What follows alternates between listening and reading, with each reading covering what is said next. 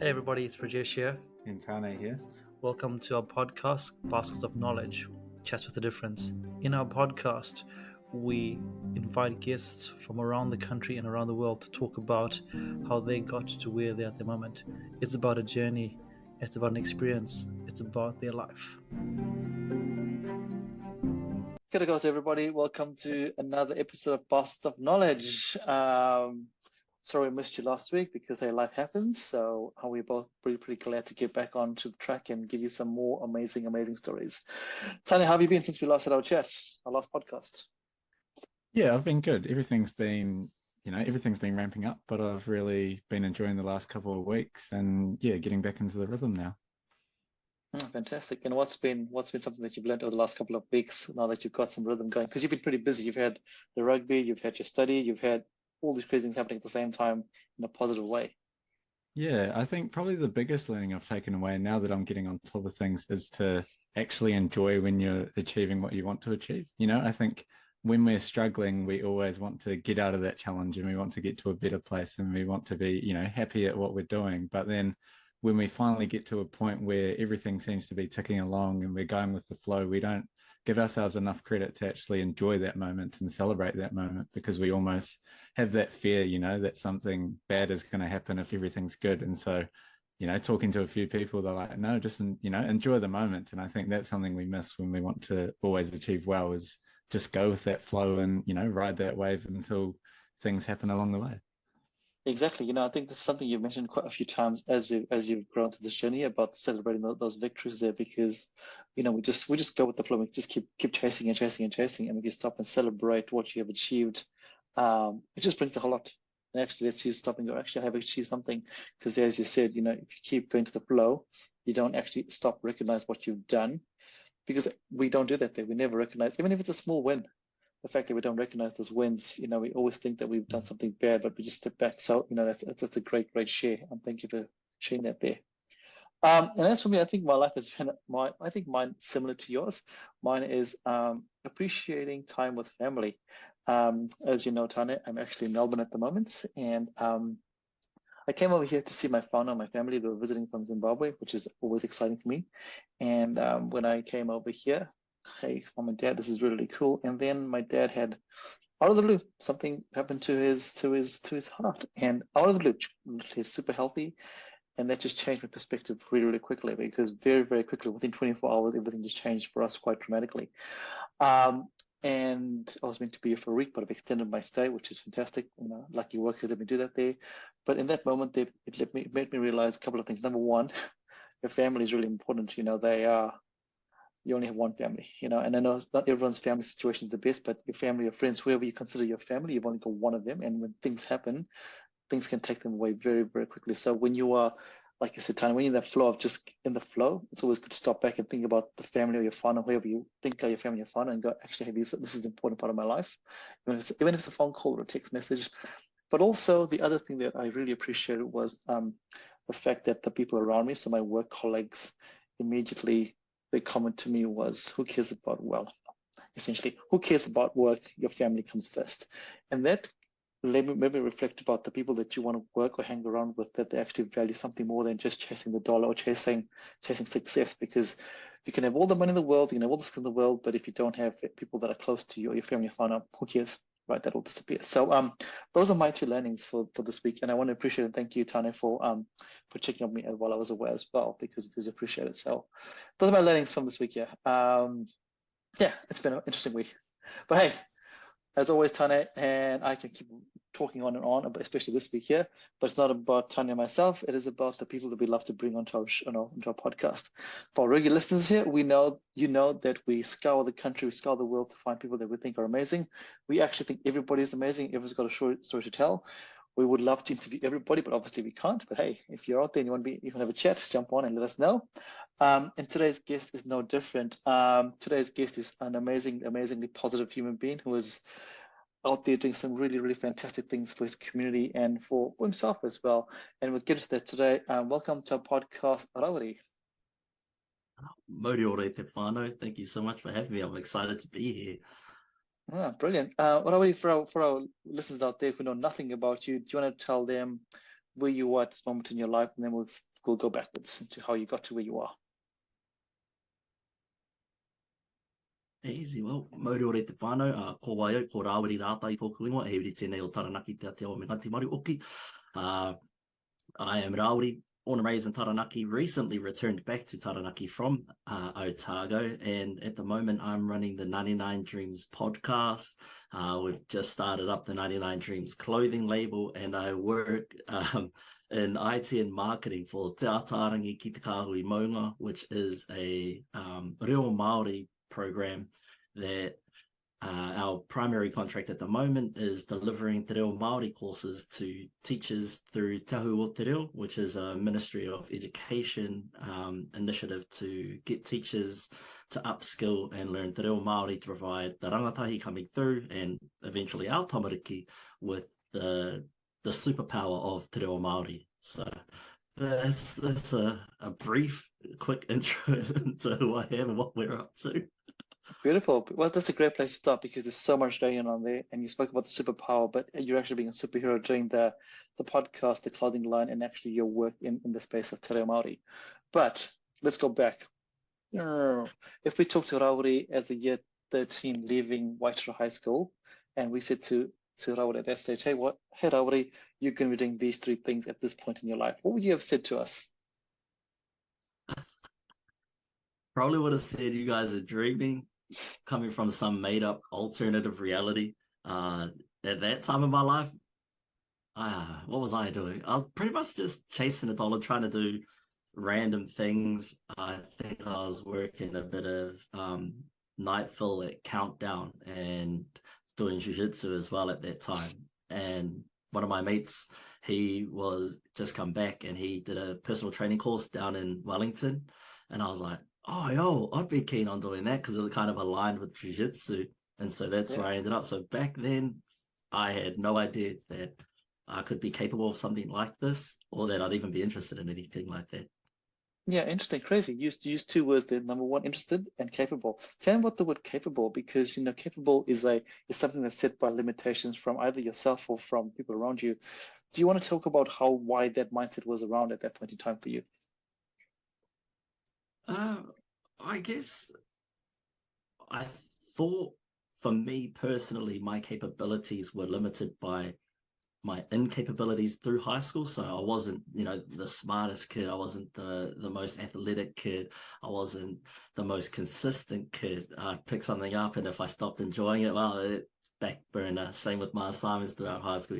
If it went too long, I'd just get bored and pass the buck. So I think that's where my understanding of my capabilities had come from. And it wasn't until I, got down to Otago that I sort of started to realize that we're more capable we are more capable than the limitations other people put on us. So I think sometimes, so many people think, man, I didn't do too well on this test. I'm incapable of, passing this paper. I'm incapable of succeeding in whatever I'm doing because of all of these implications and projections other people have put on us. 100%. I love that because capability is such a key word, which I picked on it, because capability is something that, as you said before, is a perception other people put on you, especially at that age there when you're in high school or when you're a young person. But also, I'm just going to pick on this because also you came from Waitara High School. And for our listeners out there who don't know much about the region, Taranaki, Waitara High School is not seen as a very affluent school. It's seen as a very poor school. So again, you have that boundary, which is not put by yourself, but people out there go, Waitara High School, and they have this perception out there, which then influences your capabilities, not because you're not capable, but just the external perceptions. But I would love to go, because you had the capability, and you said one thing just before, the Otago is when you realized you're more than that there.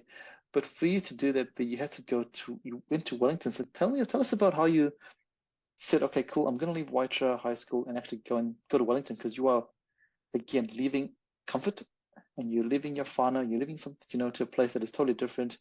Taranaki, actually, let's go to Waitara, tiny, to Wellington, a little bit bigger than Waitara. Yeah, I kind of, growing up, and I love my hometown. It's like the biggest pride that I have is being from Waitara. But growing up, that was the last place I wanted to be from. Like, it was just like, man, there's nothing to do here. It's so boring. I want to spread my wings. I want to get up out of this place. There's nothing happening here. All there is the meatworks and all of this. And I'd like talk mad smack about my hometown. So that was one of the biggest driving factors of me getting out and just going into a bigger city. And thankfully, I had some whānau in Wellington, so I was able to make that transition a little bit easier. But it was just really that pursuit of a bigger city, you know, bright lights, all that kind of thing, and escaping that small town vibe that I had at that time. Whereas now, oh man, I got nothing but love for Waitara, for everyone that's, you know, been through it. Everyone that's from here. There's some amazing people here, and sometimes we're a victim of our circumstances, but 9 times out of 10 you find some amazing whānau here in Waitara, and they'll give you the shirt off their back just to make sure that you get by and you're doing all good. So nothing but love for Waitara. But yeah, growing up a little bit conflicted, and you know how it is when you're young, eh? You think you know everything, and you soon find out you don't. 100%. And I guess, you know, as Tanya said in the past, you got to go away to appreciate what you have, right? Tana, you experience that whenever you go back home. Yeah, for sure. I think, and that's the other thing, is you don't realize what's out there until you actually go. You know, you have this idea that it's going to be better, but you never really know what that better is until you actually spread your wings and go. And that's, you know, probably the stage I'm almost currently at as well, you know, doing honors and then thinking about going out into the working world is, you know, there's that comfort in Dunedin now. I've made my, you know, this is my second home. But again, it's, you know, am I willing to push myself again out of that comfort zone to really spread my wings and see that I am capable of these big things? Yeah, it's crazy how that happens, right? And you know, the grass is not always green on the other side, but you have to go to the other side to realize that. Yeah, otherwise you'll just be on your side of the fence and go, oh, this is great, or this is not great. So you've got to cross that fence there. So you go to Wellington, Rawiri, and what is that like for you? So you said before that you went over to do a fitness program or a fitness course. Yeah, so I was at the New Zealand Institute of Sport. I did 6 months there in their PT course, met some amazing people, learned a lot about the health and fitness industry. It wasn't until I went back in my second year there. So after my 6 months, I come back to Taranaki, worked as a personal trainer. And then in my second year, met a group of friends when I did a level 6 advanced diploma in exercise prescription.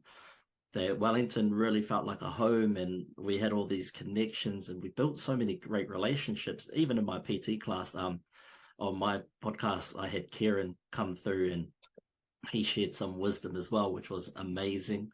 And it was great to catch up with him as well. But one thing that I really enjoy now was the relationships I built, and learning that I am capable of going further. So once I achieved that personal training certificate, went back, got the level 6 diploma, achieved that, and then kept pushing forward. It was just reaffirming to me that, I'm not limited to the constraints that other people have put on me. I really am able to pursue whatever I want. And if you set a goal, you can achieve it. You don't have to listen to the limitations that other people put on you. So it was quite freeing, my time in Wellington. It really gave me a mindset to come to Dunedin and make sure that I made the most of my time there, both academically and socially. Yeah, and I guess what that shows is growth, right? When you cross that fence into the other side, that the first bit is like, okay, I'm just finding my feet, and then you go, right, cool, I've now found my feet. Now what do I do? And you know what I like at the start, you said, you know, I was inconsistent at school, blah blah blah blah. That's a young person, right? But when you went to Wellington, you said, all right, cool, I've now see what the goals are. I can actually achieve those goals by just being consistent doing what I need to get to those goals there. But can I? So you said, sorry, I keep saying you. You spoke about jiu-jitsu as the reason why you went to the fitness, but what made you go back for the second year? Because you could have done your 6 months PT, here I go, happy days, done your thing, become the next fitness guru. But what made you go back again? I mean, I'm not saying you're not going to become the next fitness guru, but at that point in time. Well, like, I was just way too young at that point in time. The things I knew, because when you become a personal trainer, you are a sole trader, you're your own businessman, you do your own marketing.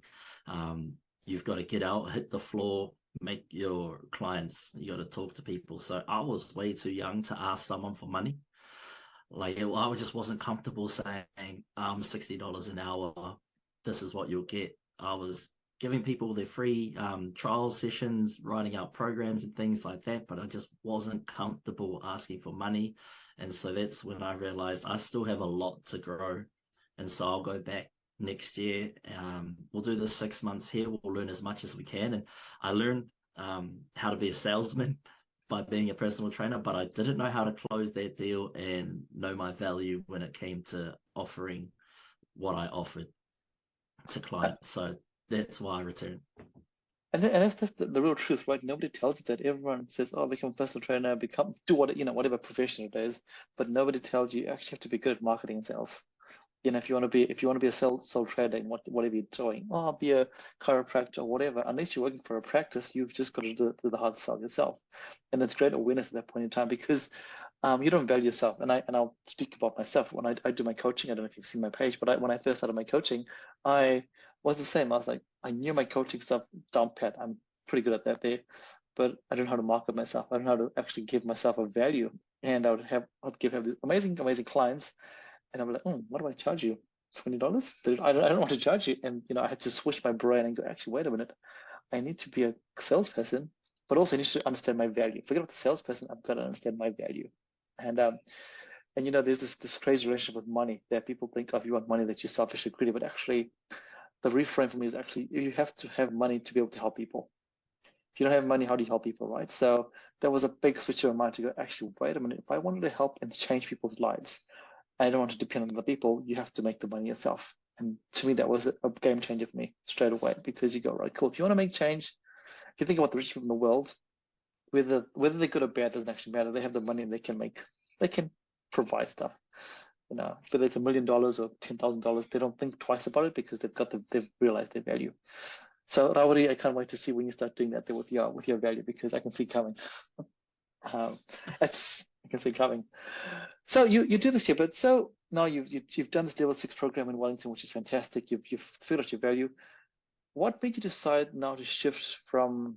Remember, we were talking about this young person who had this limitations of capabilities to now a person that goes, actually, I want to go to university, which is massive, massive. So what was the mind shift for you to choose to go to university and then to go to a place that's super far away from both Wellington and from Waitara? The first thing that came through my mind once I finished was, can I take this further? I talked to some of the tutors at NZIS and they said, if you want to keep going down the sports track, Dunedin is probably the best place to go. Otherwise, we have a sister program in Melbourne over in Australia. And I was like, that's a little too far. That's too far. So I was like, oh, let's try Dunedin then. So I applied, I got accepted. And so I was like, well, let's be the first one in my whānau to go. Let's see how far we can take this. So in my immediate family, I'm the first one to attend university and graduate university. So that was a huge driving factor for me to get down there and give it the best shot I could because I've got cousins coming up under me who look to that and they're like, oh man, I could go to university too then. I don't have to just go to the meatworks downtown or work at Tegel in Bell Block. There's other options for me. I can if I want to go the academic route. So that was a huge driving factor for me. And the reason I chose Dunedin, and yes, it's a little bit further, is because I just wasn't ready to stay in the North Island anymore. I wanted to get a little bit further away from home and test my boundaries, see how far I can get before I get to home. So I want to come crawling back home. Yeah, and I love that because there's so many layers there. And I think that the first layer that I want to unpick is the being first in whānau to go to family. And the reason I want to unpick that is because as a fresh year 13, you wouldn't have done it right. And it's probably the growth over the years in Wellington that inspired you to I can actually do this here. And what is it like for your family to say, hey, whānau, I'm going to university. As you said, you're the first in your whānau to go to university. What is it like for you to actually say that to them? Those words come out of your mouth and go, I'm going, and I'm going down south. It was surreal at the time because I was like, you what? Go to university? Why? You've just finished 2 years of study. Why don't you go and do this? I was like, oh, no, because I want to expand further and go further than what this is. In my mind, I was going down to Otago to become a sports analyst, like biomechanist and stuff like that. That's what I was interested in at the time. So I was like, oh, yeah, okay, random, but cool. Good on you, Nut. Do that. And I was like, oh, yeah, sweet. My cousins, they were like, bro, Buzzy, of course you would. You like doing that random stuff like that. But like I said, it definitely wouldn't have happened straight out of high school. Had no intention of going to university at all. I just wanted to go check out the world, have some fun, and being a personal trainer seemed like a great idea at the time until I got to the end of my level 6 exercise prescription diploma that I realized, oh man, maybe we can go further. And again, it was, learning more about my capabilities and just wanting to expand my knowledge and keep learning.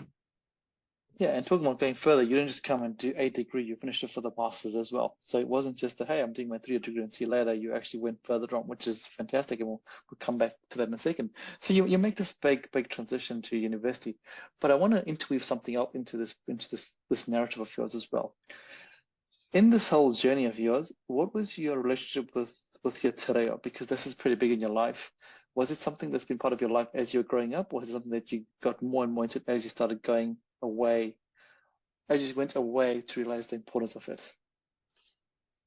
Yeah, so that's an amazing question, and one I quite like answering too, because a few people have asked, and we had it around us growing up. Not my parents; they don't have te reo, but my uncle, he used to always talk to us in te reo Maori. One of my cousins, that's his first language, was te reo Maori. But for us growing up as kids, we didn't want it because we saw no value in it as kids growing up. So we were like, huh? Yeah, okay, whatever. And we just carry on speaking English and stuff like that. But it was never forced on us. Like we were never told, you have to learn this. Otherwise, you look down upon. It was just an option there if we wanted to. And as I did progress further and further away from Taranaki, I'd try a little bit harder to learn my reo. When I got to Wellington, it was mainly focusing on pronunciation of our place names, because a lot of my friends at the time were all Pākehā, and I love hanging out with my Pākehā mates, so that was great. But it was just like, oh, bro, no, it's, Porirua or Paraparaumu.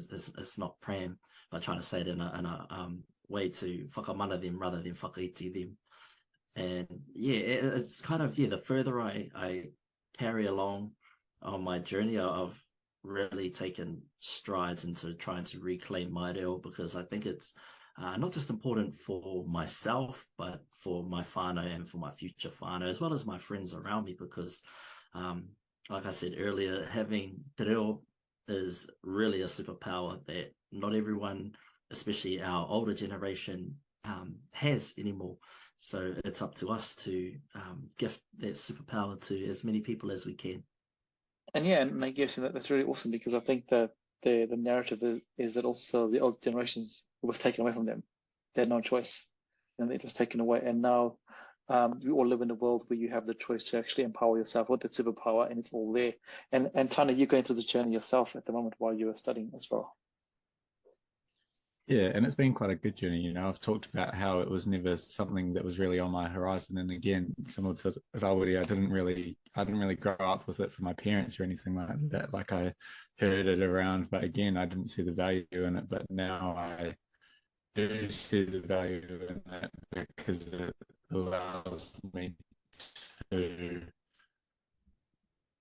be aware of what my identity is and and as a Māori person in general, but interweave my te reo Māori capabilities out in like day-to-day life. Because I think last year, although the courses I took were really challenging and I learned a lot, it's about how do I now incorporate resonance from last year in those same papers, but also, trying to find ways to just introduce it into my day-to-day life. So I am actually putting value into it and being, being intentional about how I use it instead of just having it there, sitting there and not using it. Yeah, and that's why it's a superpower. And I think any indigenous language is a superpower. Wherever you are in the world, if you learn the indigenous language of that country and their culture, it's a superpower. Because as we know, the world's, well, history happened and things happened and people's culture was taken away from them. But that was the way the world is, and it's pretty cool that we all have the power to re-engage in that superpower, without taking any pills, just by going, hey, I'm going to go learn about this. If you take a pill, that's cool. We don't judge you. You do what you got to do, but hey, language doesn't need any pills. Whoops, edit that out. No, I'm just kidding. Right, so your journey at Otago, you come along there, you land at Otago, you have this dual thing. You have the side that you want to be academic, you have this other side that is going on the Rio journey. What is that like for you as a young person landing in a place that is very different to Taranaki? And I guess leading into that there, apart from your academic prowess, which we'll touch a bit, what is one thing that was really passionate to you as you started going through your education journey? Because as we have had most of our guests speak on this podcast, they talk about how their passion really happened out of the classroom, where they learned about themselves a lot. And I guess you had this happening in Wellington as well, so you could just grow on that. Yeah, I think the place where my passion really took off outside of the classroom and outside of the academic spaces, I guess, was in my second year when I joined PEMA, which is the PE Maori Association at the time, 2017, I think it was. That was crazy. So my first year, I hung out with my groups of friends down there, and that was amazing. But I never really had like a core group of Maori mates that I could really connect with and relate to. Like, love having my Pākehā mates, my Samoan and Tongan friends and all that. But it's hard to relate to certain things. Like when you've got your Maori friends, you know what it's like. And some of my Samoan and Tongan friends and stuff, we have similarities that we can relate to. But in terms of just having that Maori whānau that you can just have a yarn to, that's what I really missed. And I think that's what really turned the key on and started the car up for me, because being in PEMA, I was exposed to a lot of Maori academics or up and coming academics in Te Koronga, which is a Maori Research Excellence Group down there. And yeah, it was really with my involvement in PEMA and the exposure through Te Koronga that sort of made me realize that far out, these guys are doing amazing things. These guys are Maori, and these guys just make it seem so cool to be Maori and still achieve at a decent rate, that maybe I could stop just applying for, C's and barely get by and actually try and apply myself, because they're doing some amazing things. I want to be a part of that. I want to be a part of that long term. So I think it was all attributed to PEMA. Yeah, but also to yourself to get involved. There's all these great things out there, but if you don't get involved and don't apply yourself, you could just join up and just be a quiet member. And as Tanya will speak about, when he's in his role as the SPECS president, there's tons and tons of members, but you might just see 20 people that are pretty active, and those 20 people are the ones that are going to get stuff out of it. So as much as that shifted you, I think you should acknowledge the fact that you actually shifted that yourself by getting involved. Tanya, what do you think about that bit?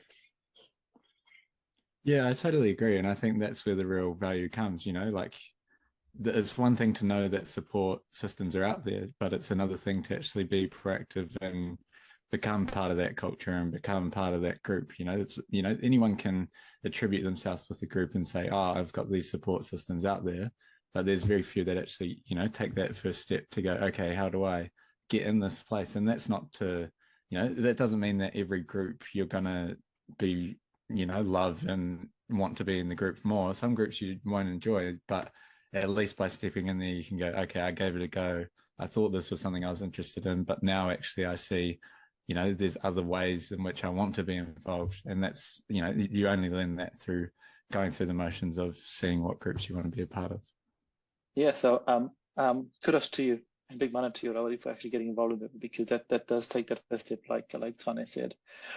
We can talk about your academic journey, but we've got a lot more to talk about. What I do want to talk about is your academic journey in where you tied your Maoridom into it, because your master's project brought the two together in an interesting way. Do you want to speak about that?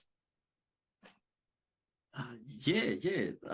It's all a credit to Te Koronga, Professor Anne-Marie Jackson, and Dr. Chanel Phillips for their guidance. So I was 2019, I had to really push my grades up to get into the honors program, to get to my master's. So I had to really push to get my grades up to get accepted into that, because, I'd fluffed around for so long in undergrad that really had to push for that. And in my honors project, I had the freedom to kind of do whatever I wanted in my research, as long as it could be tied back to Hawara Māori. And so in my honors project, I looked at pūrākau as a tool for Māori mental health, and that was just looking at ways we can dissect pūrākau, which is how do I explain that? Like a Māori narrative. So pulling different parts out of it. One that I often use is mataora and niwareka. So mataora is commonly known as a facial buko. Well, he was a person back in the day, and he had a wife, niwareka, and one day he abused her. She fled back into Rarohinga, which is the underworld, as per se. And that's where she was from. That's where she resided. And so mataora followed her all the way. He entered this tunnel, and this tunnel was just complete darkness. And so he has to enter and pass through this tunnel to find niwareka. But because he doesn't understand the darkness, he had to enlist the help of some people or creatures that do. And so he enlisted the help of the ruru, the owl, the pika, the bat, the kaka, which is like a parrot, and the kiwi. And so each of these four creatures are like thought of as a po. And so the pika is the bat, and that sends off radar, so that can see long into the tunnel as well as long behind you. So it's kind of got that foresight of looking into the future and seeing behind you in the past. The ruru, the owl, is like your support system. So he flies ahead and waits for you in different parts and just keeps encouraging you, saying, haramai mataora, keep going, just a little bit further, come on. The kaka is the one who sits on his shoulder and translate these calls, because mataora doesn't speak the reo of the manu, the language of the birds. He only speaks, our language. And so the kaka sits there translating, and the kiwi is the one thing that is, the dependable one. So the kiwi never left his side. The kiwi just stayed there, walked as fast as mataora or as slow as mataora. He was like the comforting section of mataora's journey. And so he passed through this tunnel and managed to link back up with niwareka. But the importance of that pūrākau is that in life we all go through changes. There's that tunnel, that darkness, that unknown that we don't know about. And so we need to have those four support people, or those four support po, someone who can look into the future or see our past. And that can either be, your own mindset. It can be your parents, your grandparents. It could be your partner, someone who sort of knows your habits and understands your direction, and knows where you've come from. So that's the importance of the pika. And in my research, I related that back to my supervisors. They've had so many students come through their honors, their masters, and now their PhDs, that they know all the traits and all the slip ups that I'm going to go through. So they were my pika. The ruru, the owl, as I said, that's your support person. Again, that can be whānau, that can be friends, that can just be, a party of people that just are there to support you no matter what. And so they wait in different, we'll call it like save points, where you just save your game and carry on. So that's where they wait. And for me, that was Te Koronga. That was all of their support throughout that entire time. Like, come on, bro. Yep, sweet. Now you've got your ethics. Come on, bro. Sweet. You got your methodology. So they were the ones that kept ticking me off at different milestones. The kaka, well, for me, it was Danny Poor, who helped translate some of the academic language that they were telling me at the time. But that could be, you know, just a counselor. It could be a therapist, anyone who needs to translate your feelings as you're going through these dark times. That's your kaka. And the Kiwi is anyone that you find reliable, dependable, someone that you can just hold on to, call up when you need. So those are the 4 po, and that's kind of how I used pūrākau as a tool for Māori mental health in my honours project that helped push me towards getting accepted into masters. And with masters, it was utilising the pūrākau from mahi whai, which is a Māori string game, and we're looking to revitalise that string game and the knowledge systems that sit behind just the patterns, not just the patterns, but the kōrero that feeds life into it. Because if it's just the string patterns that we're doing, well, then you might as well call it cat's cradle, Eiffel Tower, and all that kind of stuff that most people are familiar with. Whereas when it's mahi whai, it has to have the essence of that kōrero behind it, because essentially that is what whai is. It's those narratives put together in a string game given to us by Maui, essentially. Sorry, that was such a long-winded answer, but No, that was really, really beautiful. I loved it because the analogy that you spoke about, the pūrākau, could be anywhere, right? You know, I love how you broke it down to those 4 po. Could be, for you, it was at your stage with your honours and your master's research. But if we take it back and go on mental health, that could be anybody in any stage of whatever level of mental health or career or whatever. So that is a great analogy. Thank you for sharing and taking that time through that there.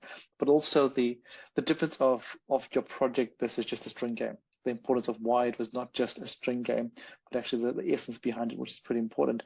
But for me, watching and listening to this as well, is how I've just noticed how you first of all, you mentioned that you wanted to study. You came to university to study, and as you were at university studying, you met this amazing group of people who are your whānau, and then your friends, and then your supervisors who encourage you to actually, wait a minute, buddy, you are capable of a lot more. And you're like, all right, cool, I'm going to push my grades up and I'm going to smash this and get into the honors project. And then, hey, you did the graft, you did the mahi, and then you got into the master project.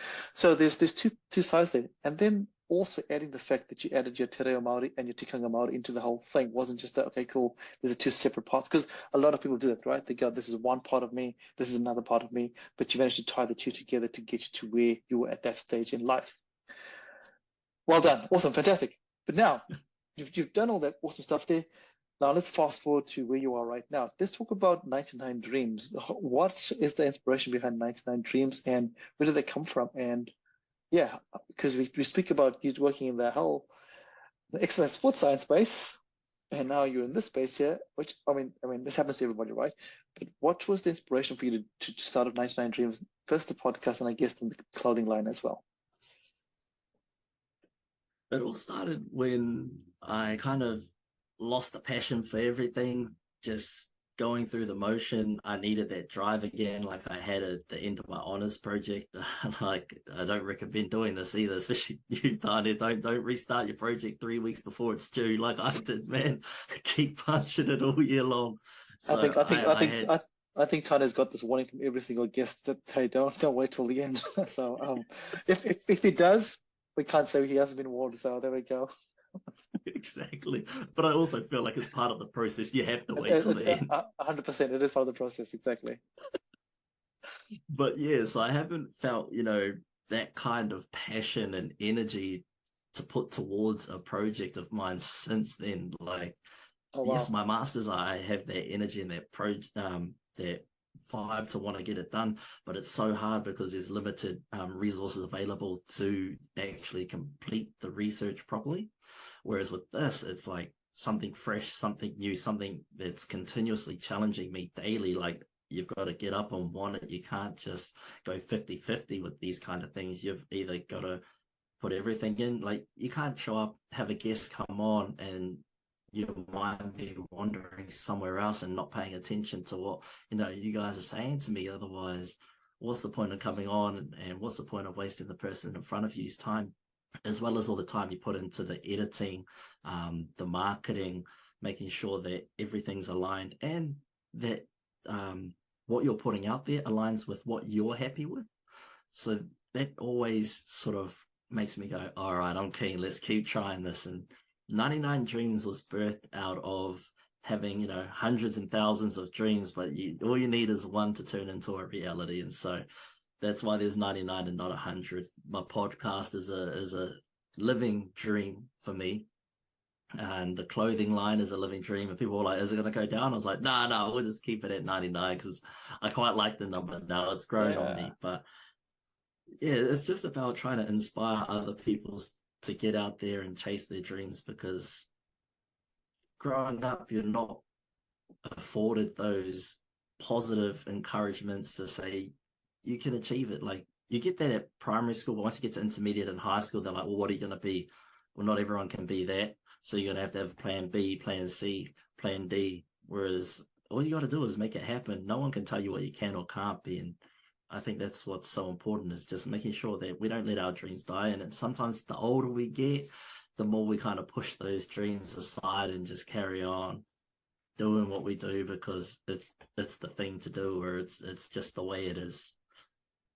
Yeah, because it's just ticking boxes, right? Because they've been preordained boxes that people have said before. You've reached an age, you have to do this here, just tick the boxes there. I totally resonate with that there.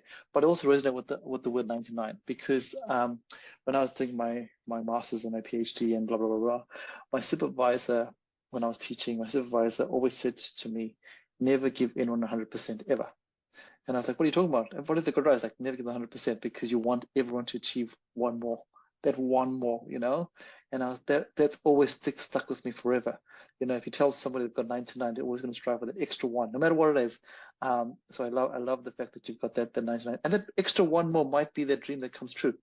As you said, you just need one dream to come true, and so beautiful. I totally resonate with that there.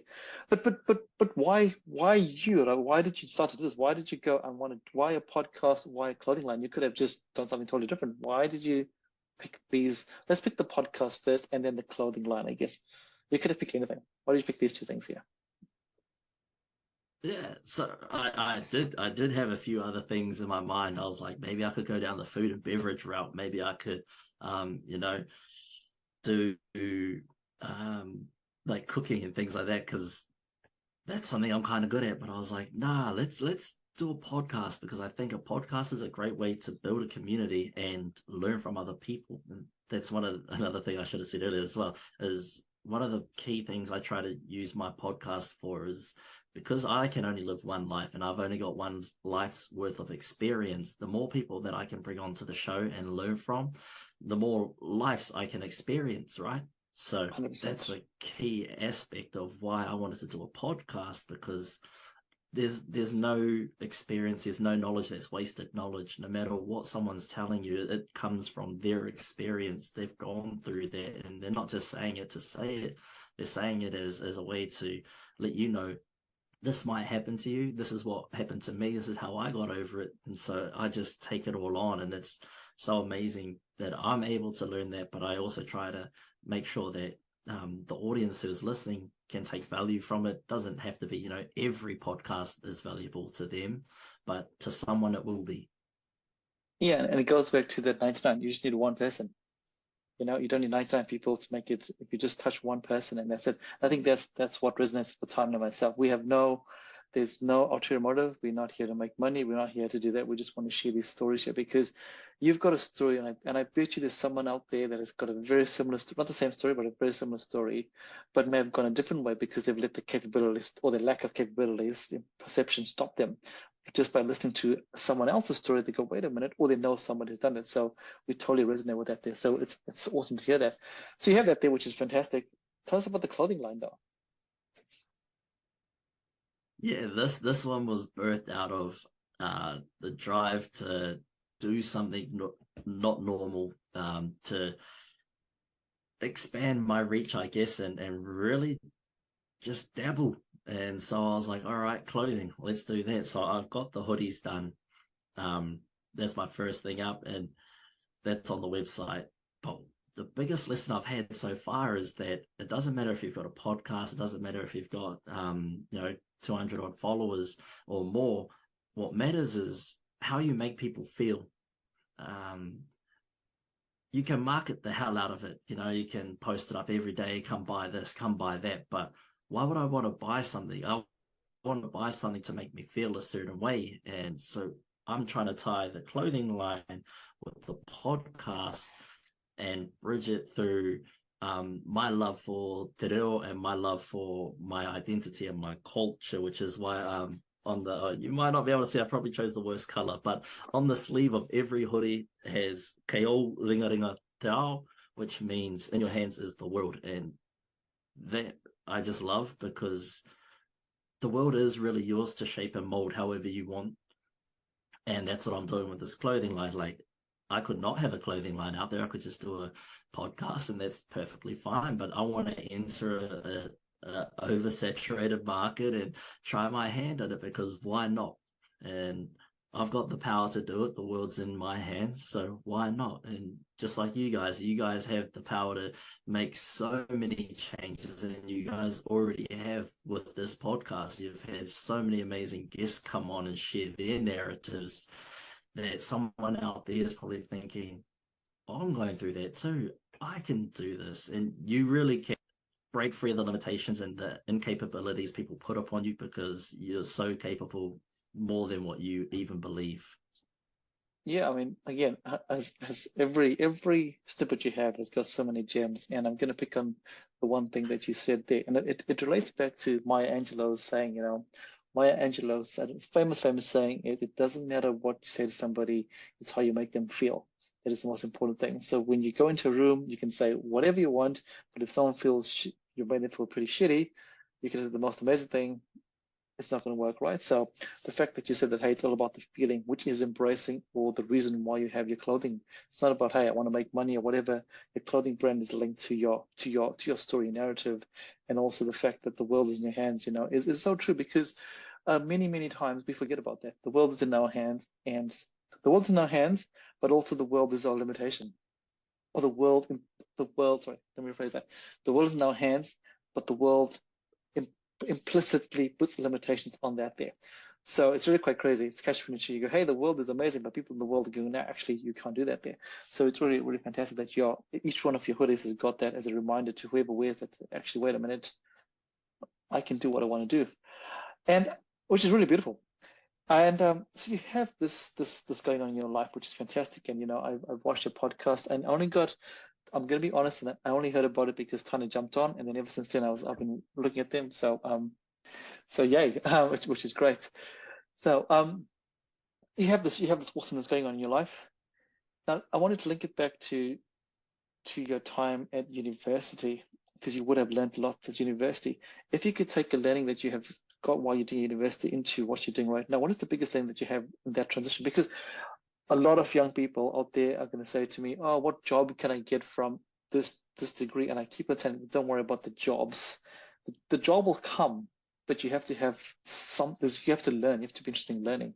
And what do you think about that? That's saying that, because what you're doing now is very different to what you studied. I mean, if we talk about it, you first started as a personal trainer. That's where you started, right? And now you're doing this here. Yeah, so it is like a huge 360 pretty much. Like, I just went from this, spun around, and now I'm doing a whole new thing.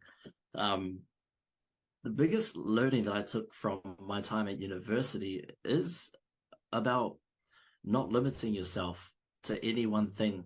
And that's why I think Professor AMJ, she's so good at telling us, is that, you know, don't need to limit yourself to anything. Find your why, and then you can tie anything to your why. That's how I've come to where I've come, is why am I doing this? Oh, well, I'm doing this so I can achieve my dreams, but hopefully people can share with me their dreams, and together everyone that comes on the show, or everyone that we make contact with, can share and explore their dreams. Because how hard is it? Like, it's not going to hurt anyone if everyone in the world achieves their dreams. It's just going to make the place a better place to live, I guess. And so the biggest lessons, I think there was two that I took from university, especially my time at Te Koronga, was find your why. Why do you do this? Why are you searching for a particular job? And the second one is, so what? I've got a podcast, I've got a clothing line. So what? what does that do for me? What does that do for your community? And so that's something that I'm always constantly thinking about is, cool, I've got these things. Now what? What can I do? Who can I help? Who can we bring on to uplift? You know, that's something that I quite regularly have to think about is don't get too far ahead, because so what? You know, it could be all gone tomorrow. Now what? And those are great learnings at university. You know, people, and I love that because correctly, incorrectly, people tie going to university equals getting a job, and I don't think that's to me. I think that's getting a job is a byproduct of going to university.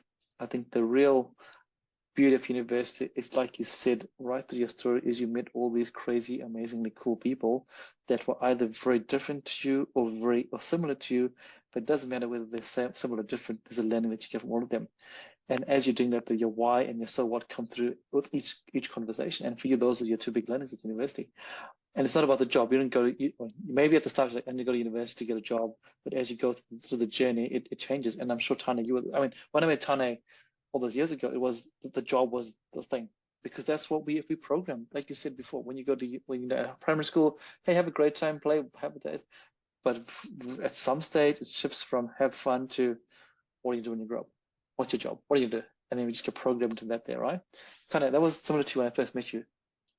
Yeah, for sure. I think, I always wanted to do physio, and then I realized, that I wanted to do sport and exercise science. But you're right, as you go through this journey, you develop the sense of, why are you doing it? And I think that's what I've realized from having the ability to also study a range of different things, like I've done a marketing paper in first year, I've done my Maori papers, I've done a psychology paper, I've done all these different things, but the difference has always been, why am I doing it? And what do I want to actually get out of university? It's not, for me, it's not about the job title anymore. It's about, for me, I'm passionate about helping young people, and that's been shown in some of the roles that I've taken up throughout my university journey. And so, there doesn't have to be a particular one size fits all, and this is all you're limiting yourself to, but actually, stepping out and doing different things. Because I think if I reflect on my coaching this year, I took that as a shot of, okay, I'll try and put my degree to some use, but I didn't know how much I was going to enjoy it. And now it's probably the biggest thing that I look forward to in my week, because I'm really enjoying, helping the girls and helping them develop, and not just within the sport, but help them develop as people. And I think that's what you miss when you are always striving for, it's going to look good on my CV. And that's what I'm saying to some of the younger students that I know now. It's one thing for people to tell you that, do this because it will look great on your CV. But as Rawiri says, so what? If you can't explain to people why you've done that, apart from, people told me it looks good on my CV, there's no point on having it on your CV in the first place, Whereas, most of the things I've done, I can go, I've done it because I really am passionate about this. And that comes through in, what people talk about when they reflect on those things as well. 100%, 100%. And again, also, conversely, you might try something and go, I don't like this. This is not my jam. But unless you give it a crack, you won't know. But also, I'm going to be mindful that there's some people that come to university because they know what they want to do. They know they want to be an accountant. They know they want to be a doctor. They know, and there's nothing wrong with that. That's fantastic.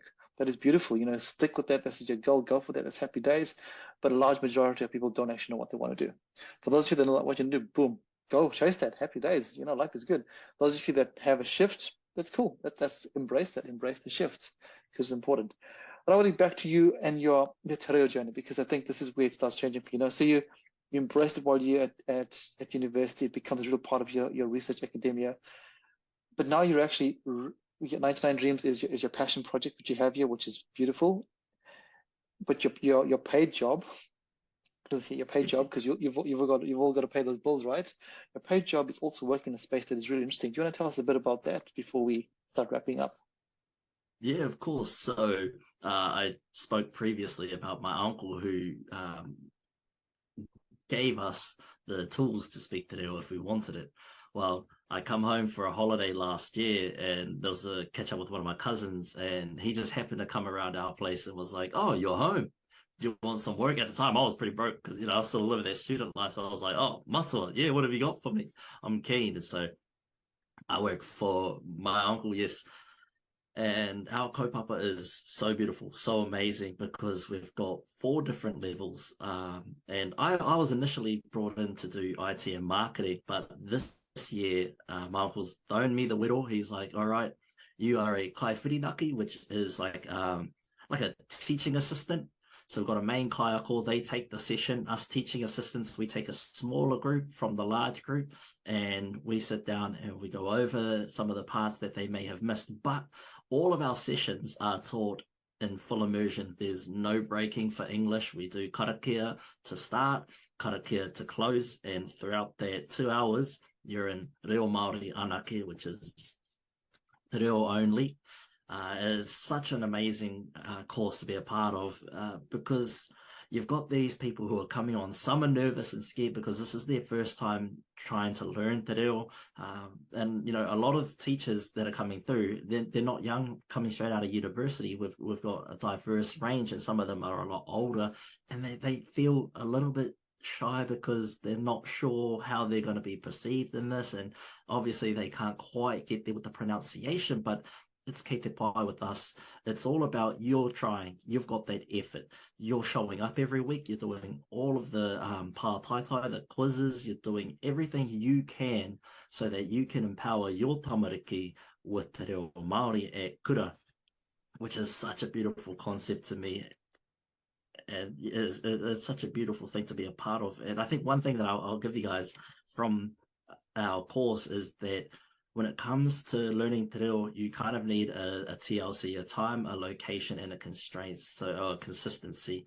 So whether it's driving to work, whether it's meeting up for lunches, and during that time of lunch, it's reo Māori only.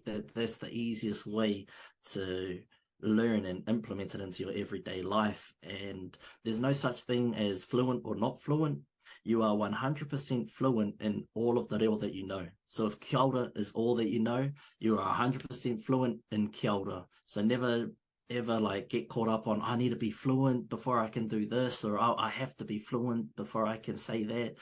You're fluent already. If you know tēnā koe, kia ora, ka kite, ka pai, you are fluent. I love that, and I love that for so many levels because it obviously applies really, really beautifully to te reo Māori, but also to any language, but also to any part of life.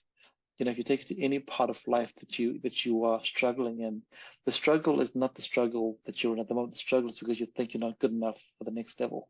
You're always chasing that next level, which goes back to what Tanya was saying right at the start there. This is a great thing where you go.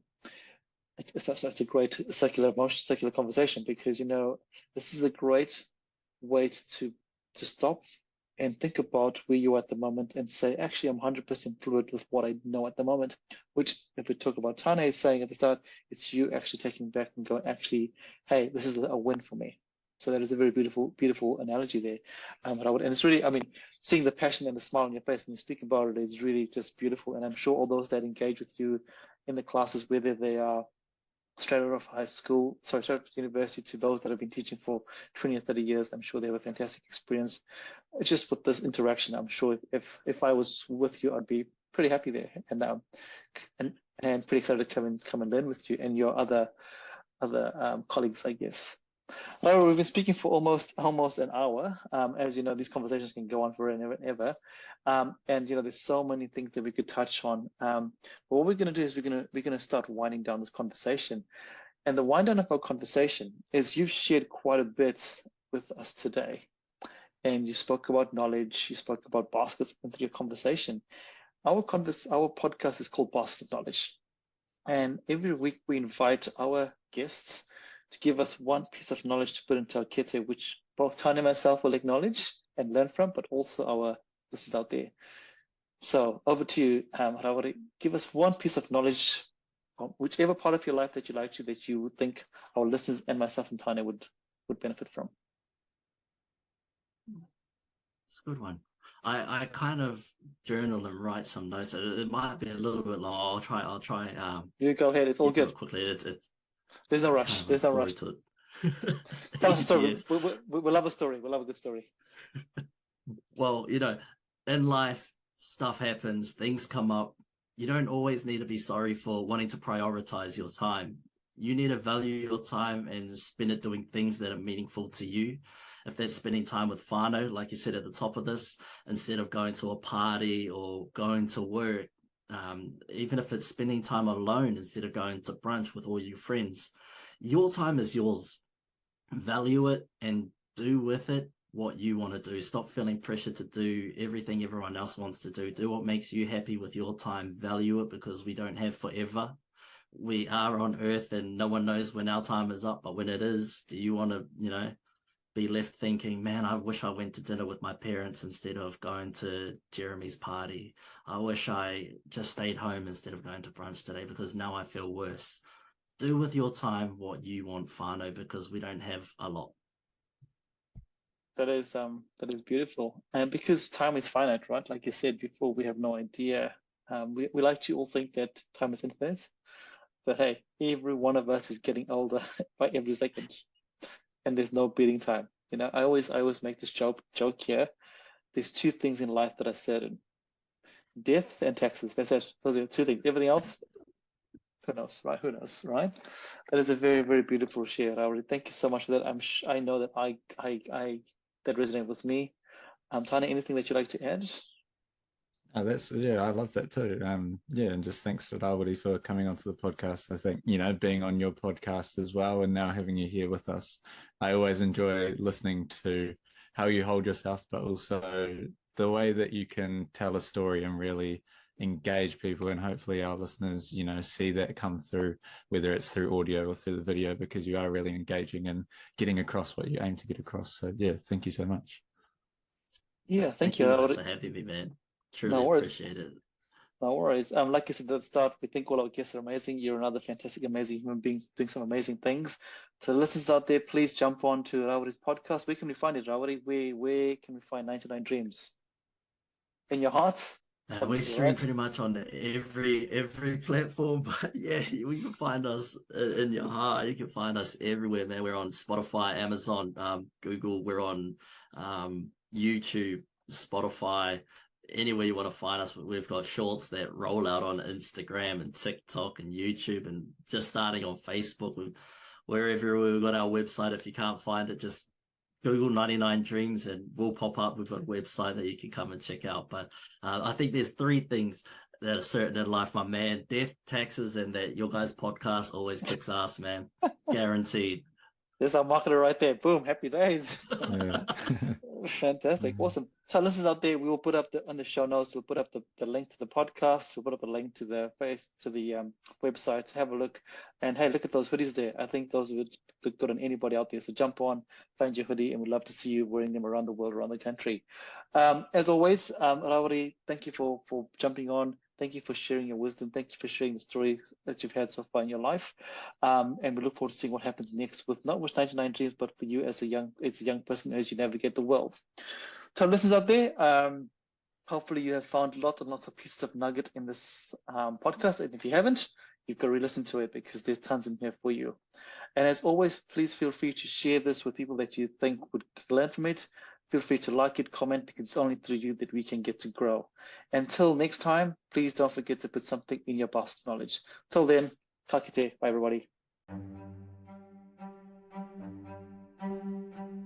Thank you for listening to Baskets of Knowledge. Yeah, we hope that you found something useful to put into your basket of knowledge. And as we said before, remember to put something little into your baskets of knowledge every week. And as always, feel free to like, comment, and share this podcast. Thanks, everybody. Bye.